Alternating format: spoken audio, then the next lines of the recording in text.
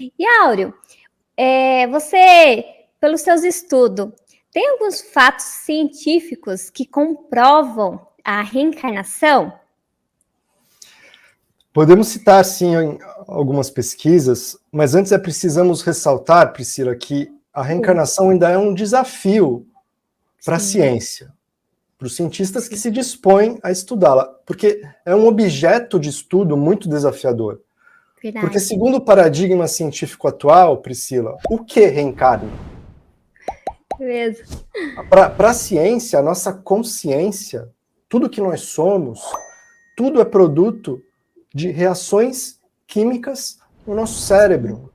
Nada mais que isso. A consciência não se expressa fora dos limites do nosso crânio. E o nosso cérebro, que pesa cerca de 1,5 kg, está tudo ali. Quando nós morremos, tudo acaba. Eu até estou lendo um livro do Dalai Lama, esse aqui. Olha, sim. Logo no começo ele relata que ele estava entre cientistas, conversando, e os cientistas... E ele fez uma pergunta para os cientistas, mas será que não são os pensamentos que influenciam as reações químicas cerebrais? Os cientistas ficaram sem saber o que falar por alguns instantes, até que um dos pesquisadores disse para ele que eles partiam da premissa que os pensamentos eram produto das reações químicas cerebrais. E o Dalai Lama comenta em seguida da rigidez dos ocidentais, da ciência materialista. Se apega nessas certezas e não sai muito disso. A ponto de cientistas que se dispõem a estudar estas questões têm muita dificuldade de conseguir financiamento. Muitas vezes são ridicularizados por seus pares. É muito triste isso, né? Bom, a maioria dos estudos relacionados à reencarnação envolve ou regressão hipnótica, ou a coleta de relatos de crianças que lembram de outras vidas. Houve um estudo muito original feito há alguns anos em São Paulo, saiu até uma matéria na revista Isto É, uma reportagem de volta ao passado.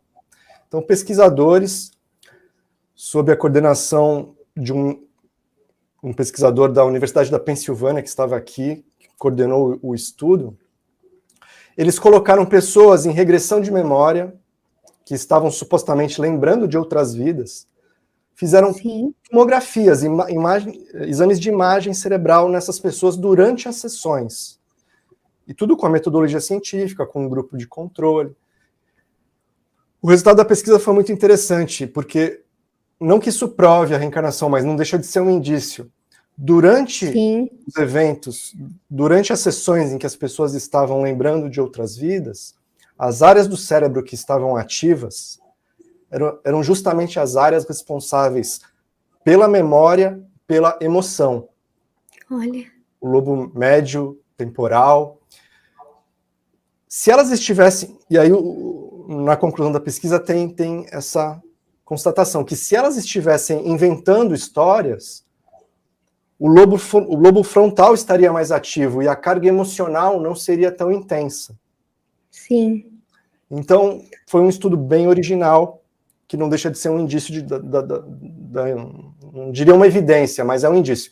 Agora, a maioria das pesquisas, como eu disse, tem como principal metodologia a coleta de relatos de crianças que lembram de outras vidas, principalmente crianças que têm lembranças espontâneas entre 2 e 6 anos. Tenho certeza que todo mundo que está acompanhando a live conhece algum caso. Isso é extremamente comum. É algo que casa com o ensinamento de André Luiz, quando ele explica que até os 7 anos o espírito ainda não completou a sua ligação com o corpo físico, os laços ainda não estão tão sólidos, ajustados, digamos assim, essas lembranças vêm com mais facilidade. E os cientistas também acabam preferindo trabalhar com crianças porque elas estão menos expostas às influências culturais, é muito menos provável que elas tenham contato com pessoas que as influenciam de alguma forma, elas contam as experiências de uma forma muito singela e natural.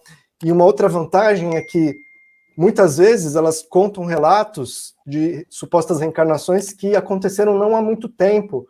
Então é possível buscar pessoas que conviveram com elas nas últimas reencarnações, que ainda estão vivas, que poderiam confirmar os relatos. O pioneiro nessa linha de pesquisa foi o Dr. Ian Stevenson. Ele desencarnou em 2007. Seu principal livro, Reencarnação e Biologia, de 1997. Ele é da Universidade da Virgínia. E, inclusive, hoje ainda existem pesquisadores lá, Jamie Tucker, continuando as pesquisas do Dr. Ian Stevenson. Ele publicou esse livro, onde ele reuniu os principais 225 casos de crianças que lembravam de outras vidas, os melhores, dentre os milhares que ele catalogou pelo mundo inteiro. Sim. Então, atualmente, eu sei que tem uma pesquisa nessa linha acontecendo na Universidade Federal de Juiz de Fora. Até anotei aqui, Núcleo de Pesquisa em Espiritualidade e Saúde da Faculdade de Medicina da Universidade Federal de Juiz de Fora. Começou em 2020 um levantamento nacional de casos sugestivos de reencarnação na população brasileira. Eu acredito que a pandemia deva ter atrapalhado um pouco o cronograma dessa pesquisa, mas podemos ter novidades nessa área. Agora, os críticos... Legal, hein? Os críticos desse tipo de pesquisa, eles alegam que a metodologia adotada, não só pelo Dr. Ian Stevenson, mas pelos outros pesquisadores que se seguiram, não é possível ter a certeza de que não se trata de imaginação da criança, ou de que ela não teve contato com aquelas informações de alguma outra forma, ou até que não é uma fraude deliberada com o auxílio dos pais. Então eles se pegam nesse argumento para deixar de lado todas as provas, as evidências que esses relatos trazem, e são relatos, às vezes, tem casos impressionantes de crianças que lembram de outras vidas. Talvez uma metodologia que conseguisse, de alguma forma, combater esses argumentos elencados pelos céticos, poderia trazer evidências de reencarnação.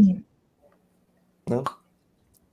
Olha, e é muito interessante que você citou aqui, que eu também pesquisei alguns livros, e eu anotei aqui do Ian Stevenson, um livro 20 casos de reencarnação, li um pouco, e tinham vários casos no Brasil e na Índia também, e foi muito interessante, porque eles escolhem mesmo todos os dados detalhadamente, e o Albert de Rochas, as vidas sucessivas. Então, tem vários cientistas que fazem esse trabalho, e é impressionante, né? Como explicar crianças que vêm com dons desde pequena, que trazem afinidades também por culturas diferentes, sabe expressar como que é viver naquela determinada cultura, como crianças que tocam instrumentos com 2, 3 anos. Não, Áureo, é impressionante, não? As chamadas crianças prodígio, que isso. Não tem a idade, já demonstra uma desenvoltura assombrosa. Será que Deus privilegiaria algumas pessoas? Você vai nascer com esses dons, você não? Ou será que tudo aquilo não foi construído arduamente em esforços sucessivos durante várias existências? E tem casos, Priscila, de crianças que lembram, e não só lembram, que trazem também indícios corporais de que realmente... Verdade, sim. Né? Tem o caso do menino Ian Reisdorn, da Flórida, lá nos Estados Unidos. É um caso famoso, sugestivo de reencarnação. Desde pequenininho, ele tinha pesadelos e dizia para a mãe que ele já tinha sido grande, que quando ele era grande, nas palavras dele, ele era policial, e certa vez ele estava numa loja e bandidos entraram e o alvejaram e ele morreu. Olha. E essa é exatamente a história do avô materno de Ian. Sim. Esse caso foi muito estudado porque ele trouxe, como eu dizia, uma evidência física. O Ian, ele nasceu com uma deficiência, com subdesenvolvimento da artéria pulmonar. Sim. Até os 6 anos, ele já tinha sofrido várias intervenções cirúrgicas. E foram pesquisar a causa da morte do avô de Ian, e o tiro que causou o óbito foi justamente na artéria pulmonar. Exatamente o mesmo ponto em que o menino Ian, que trazia essas recordações espontâneas, lembrando de fatos da infância do avô, ele reconheceu o avô numa foto, sabe aquelas fotos de estudantes? Sim, antigas, né? Ele foi direto, olha, esse aqui sou eu. Sim, então, que interessante. Veja, são coisas que precisam ser estudadas. Sim, fortes indícios, não, Áureo? Fortíssimos. Sim.